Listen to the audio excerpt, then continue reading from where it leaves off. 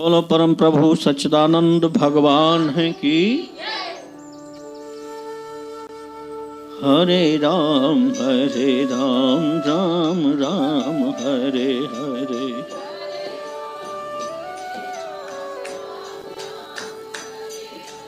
हरे राम राम राम हरे हरे।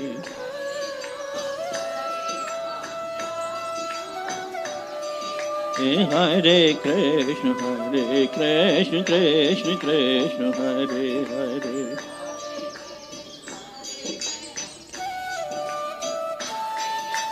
हरे कृष्ण कृष्ण कृष्ण हरे हरे।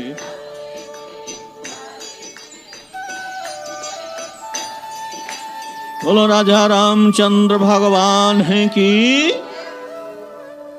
गुरुर्ब्रह्मा गुरुर्विष्णु गुरुर्देवो महेश्वरा। गुरुर् साक्षात् परम ब्रह्म तस्मै श्री गुरुवे नमः।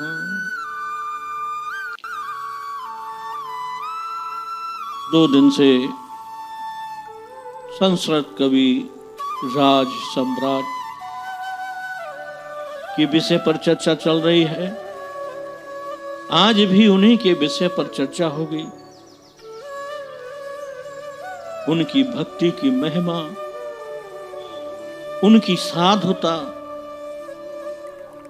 उनका नियम और उनका जगत के प्रति प्रेम कितना दिव्य है,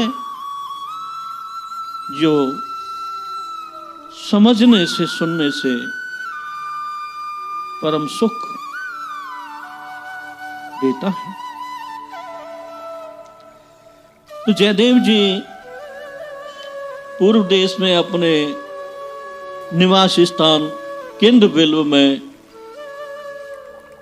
कुटिया बनाकर वास कर रहे थे। भगवान के आश्रित रहकर जो कुछ भी उनको मिलता उससे वो अपना निर्वाह करते, लेकिन कभी संग्रह करने का विचार नहीं रखा। जथा लाभ संतोषा। आठवीं भक्ति के विषय में श्री राम जी ने कहा है कि आठव जथा लाभ संतोषा और सपने नहीं देखे पर दोषा। जितना लाभ मिलता है उससे संतुष्ट रहते थे और दोष तो किसी का देखते ही नहीं थे। एक उत्सव की इच्छा हुई जयदेव जी को कि भगवान के नाम से एक उत्सव आश्रम पे किया जाए। उस उत्सव के लिए अन्न घृत आदि सामग्री लेने के लिए बाजार को जाना था। तो उस समय स्वर्ण की असरफी चलती थी। स्वर्ण की असरफी कपड़े में बांधकर अपने कमर में बांध ली और अपनी धर्म पत्नी पद्मावती से कह करके मैं सामान लेने के लिए जा रहा हूं, 1-2 दिन में वापस आ सकता हूं। सुबह घर से निकले, जंगल में पहुंचे। जंगल में हो कई मार्ग थे शहरों के, तो 6 लोग उनके साथ और चल दिए। जयदेव जी ने कहा उनसे, भाई तुम कौन लोग हो, कहां जा रहे हो? तो उन्होंने कहा कि जहां तुम जा रहे हो वही हम जा रहे हैं। जयदेव जी अपने अंदर में समझ गए कि ये ठग हैं और मुझे लूटने के लिए आए हैं, और ये मेरा शरीर, इसका भी घात कर सकते हैं। और शरीर के बिना भजन नहीं होता है। तन बिन वेद भजन नहीं बरना, तजहु न तनु निज इच्छा मरना। अपनी इच्छा से मरना निश्चित है, फिर भी शरीर के बिना भजन नहीं होगा। और ये दुष्ट लोग, ठग लोग मेरे शरीर का अगर घात कर दिया तो भजन में बाधा रहेगी। ऐसा विचार कर उन्होंने वो स्वर्ण की असरपी निकाल कर उनको दे दी। कहा कि तुम इनको रखो। ठगों ने वो असरपियां ले ली और विचार करने लगे कि चुपके से निकल चलो। एक ठग ने कहा कि निकल तो जाएंगे, इसने पहचान लिया, कहीं मिलेंगे तो पकड़ा देगा, फांसी होगी। दूसरे ने कहा बात तो सही है। तीसरा बोला अरे जब धन आ गया है तो पीछे देखेंगे, जो कुछ होगा सो चलो। तो कुछ मति ऐसी बिगड़ी उनकी और उन्होंने निर्णय किया कि नहीं, इस तरह से जाना ठीक नहीं है, इसका वध कर दो और उसके बाद चलेंगे। आगे और घना जंगल आया। ठगों ने जयदेव जी को पकड़ के उनकी भुजा काट दी, एक पैर काट दिया। ठग ने कहा कि बस अब एक भुजा एक पैर से ये चल नहीं पाएगा, न किसी को कहेगा न किसी को हमारी पता चलेगी। तो एक ठग और बोला कि ठीक है, दोनों ही काट दो, फिर कोई घबराहट नहीं रहेगी, कोई डर नहीं रहेगा। ऐसा विचार कर उन्होंने दोनों भुजाएं और दोनों पैर काट दिए। ठूंठ रह गई, खून बहने लगा और उन्हें छोड़ करके वो सब चले गए। उस जो ठूंठ थी, जो धड़ था, मात्र पैर भी काट दिए, हाथ भी काट दिए, धड़ पड़ा था। उस धड़ के ऊपर एक पक्षी ऊपर से छां कर रहा है, धूप से बचा रहा है। कुछ जंगल के पशु हिरण हिरनियां आकर के उसको चारों तरफ से घेर लेते हैं। जयदेव जी के चेहरा से 100 गुना चंद्रमा की जो राशि है वो दिव्य प्रकाशित हो रही थी। बड़ी अद्भुत छटा थी उस समय। और जयदेव जी को चैतन्य था, उनका मुख बड़ा प्रसन्न था, कोई मन में भय नहीं, कोई मन में दुख नहीं, प्रसन्न मुख से वहां पड़े हैं और भगवान का स्मरण कर रहे हैं। ये संतों की ही ऐसी लीलाएं होती हैं। एक राजा वहां होके निकला और उसने देखा कि एक पक्षी ऊपर एक छाया कर रहा है, कुछ पशुएं हिरण हिरनियां एकत्र खड़ी है और उनके अंदर से एक दिव्य प्रकाश नीले रंग का आ रहा है, ये क्या है? तो अपने सैनिकों को भेजा, उन्होंने जाकर देखा तो सारी घटना आकर राजा को कही। राजा ने कहा ठीक है, उसे निकाल कर लाओ। निकाल कर लाए। राजा ने देखा मुख पर कोई गिलानी नहीं है, ठूंठ कटे हुए हैं। राजा ने पूछा महाराज, मैं तो आपको पहचान नहीं सका, जान नहीं सका आप कौन हैं, परंतु मेरी जिज्ञासा है कि आपका ये शरीर यहां कैसे? तो जयदेव जी ने कहा कि मेरा शरीर इसी तरह से प्रकट हुआ है और यही प्रकट हुआ है। राजा को दया आई और उन्हें अपने रथ में डाल के अपने राज नगर को ले गए।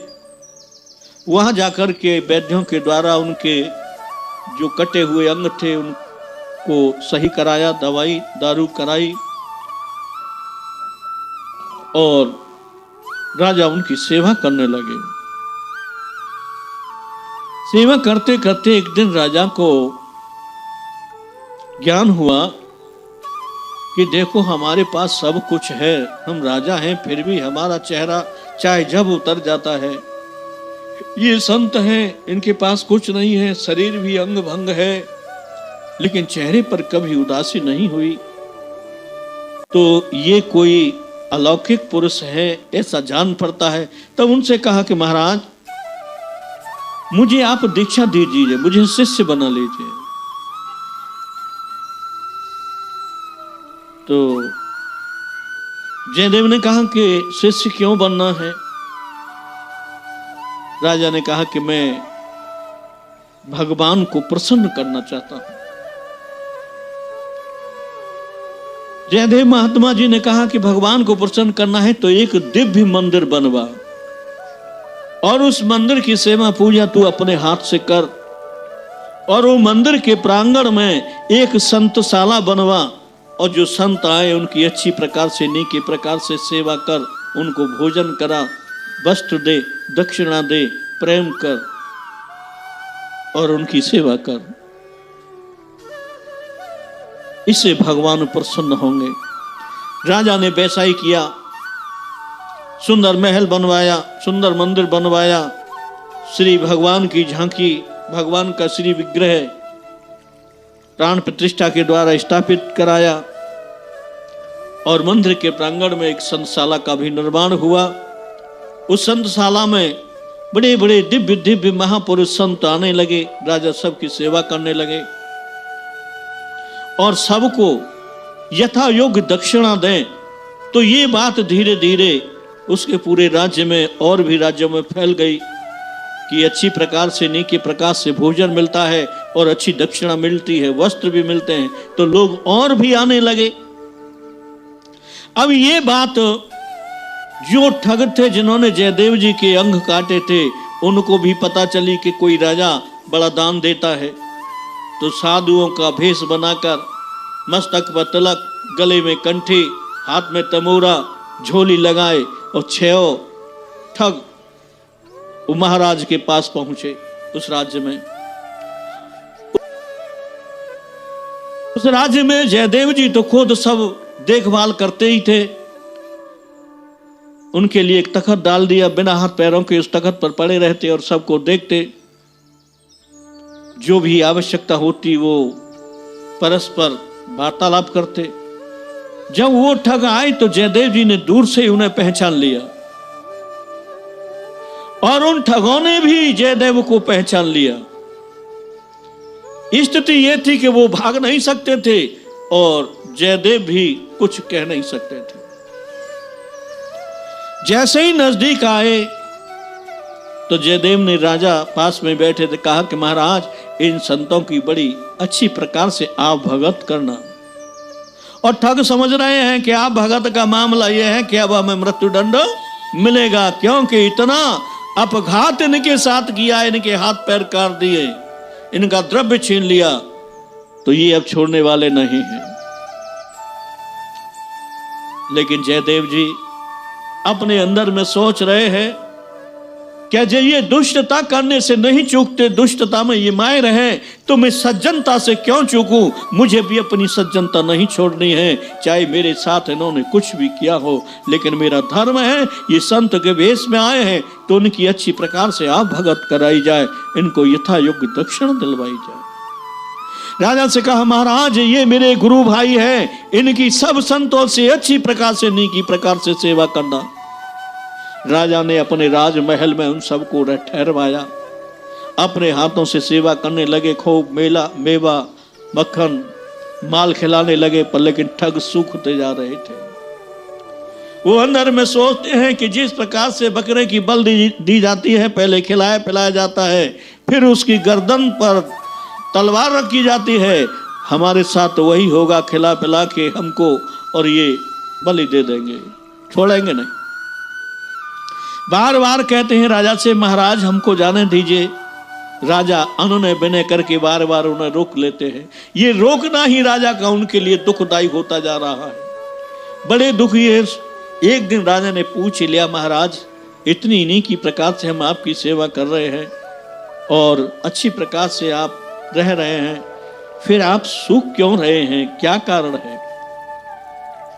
ठगों ने कहा महाराज, हम संत हैं, एक जगह पर रहकर हमारा हाल यही होता है। अच्छा है कि हमको जल्दी से यहाँ से विदा कर दिया जाए, जिससे हम जाकर के अपने स्थान को पहुंचे। राजा ने कहा ठीक है। उन्हें बहुत सारा धन दिया, इतना धन दिया कि वो खुद नहीं ले जा सकते थे, एक रथ दे दिया।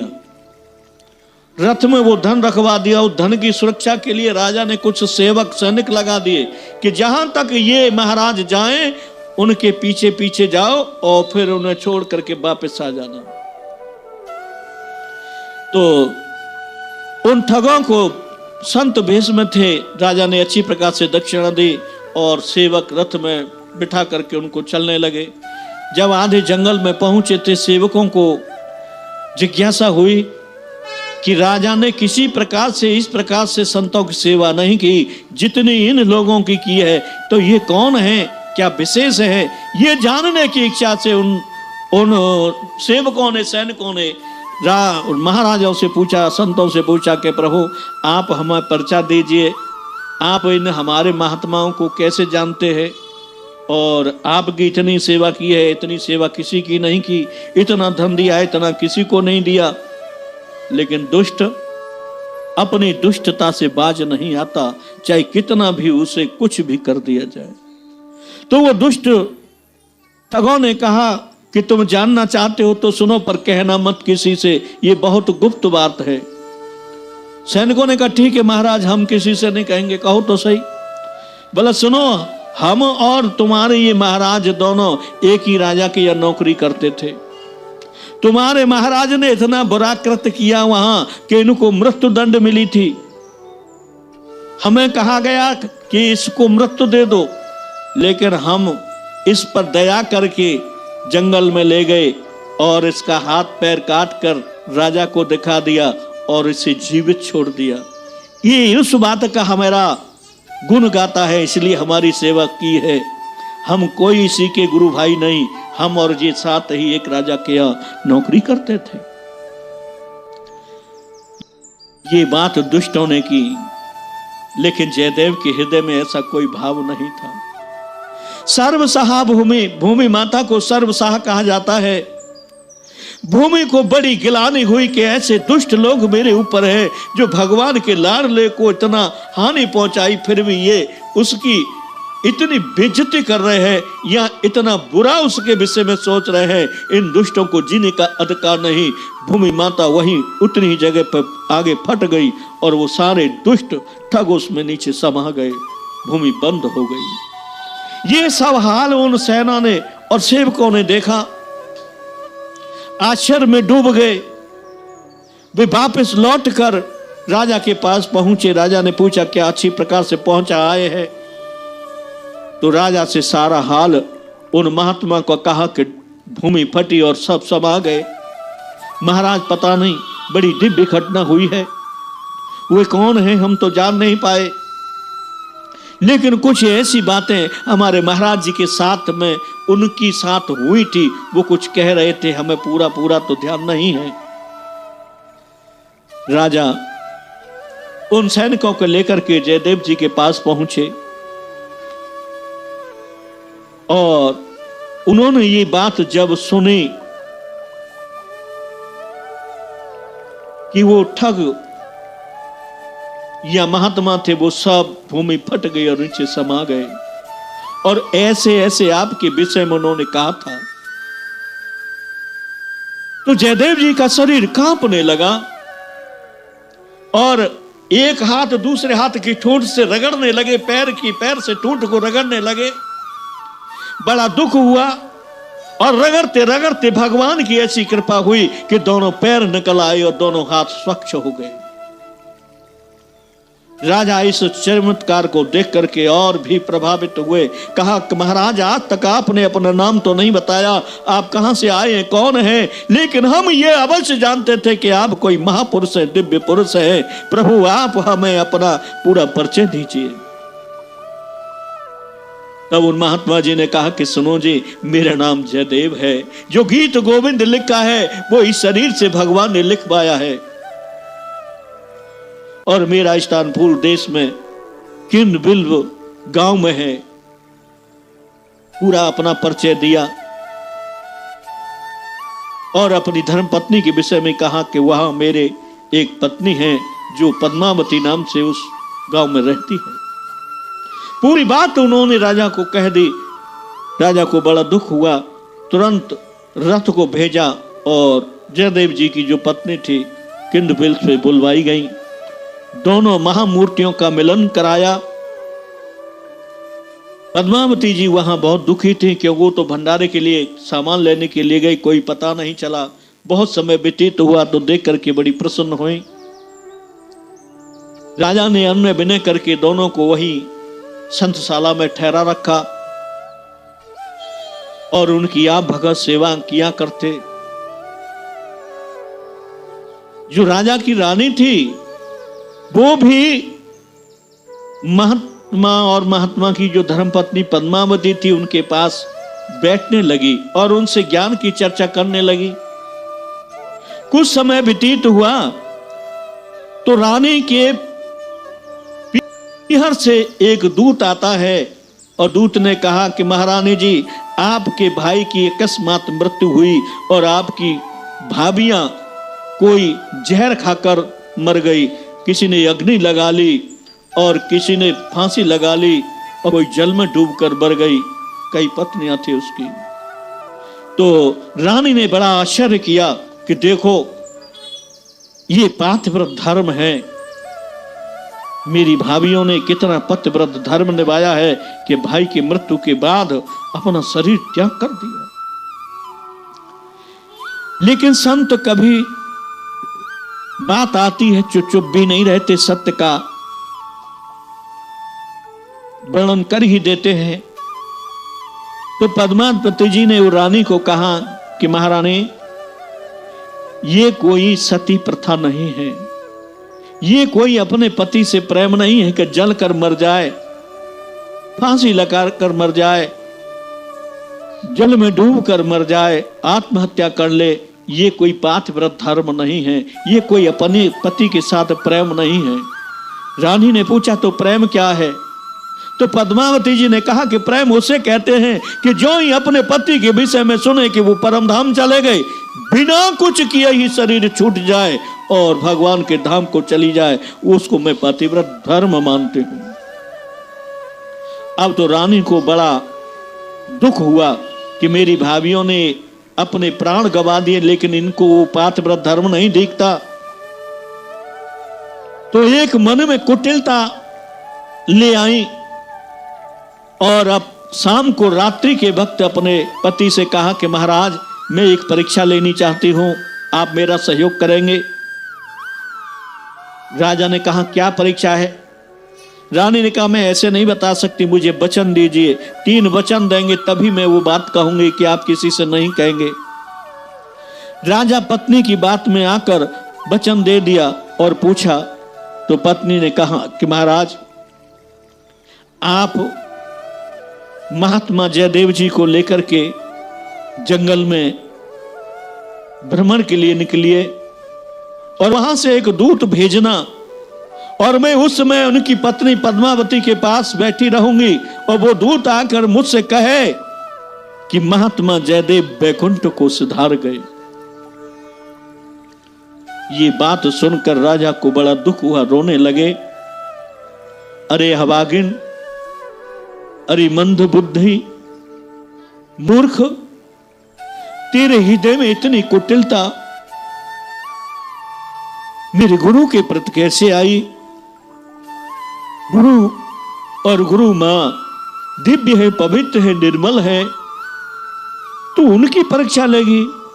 तुझे खुद उनकी परीक्षा देनी चाहिए, तू उनका गुरु बन रही है। अरे अभागिन, ये तू अच्छा नहीं कर रही है। बोलो सच्चिदानंद भगवान है की। इसका आगे वर्णन करेंगे, समय का अभाव है। झंडा फहर